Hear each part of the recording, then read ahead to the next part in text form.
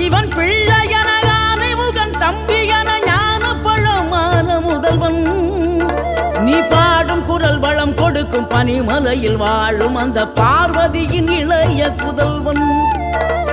தேனெடுத்து திணை வளர்க்கும் சிறு குருத்தி வள்ளியவள் சிந்தையில நின்ற மன்னவா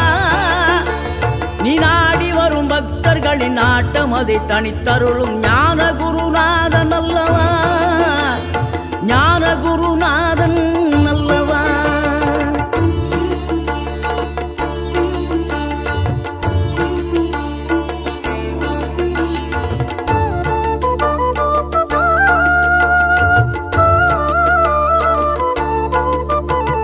நினைக்கின்ற பொழுதெல்லாம் நிகரில்ல பக்தி ரசம் கொடுக்கின்ற சக்தி வேலம்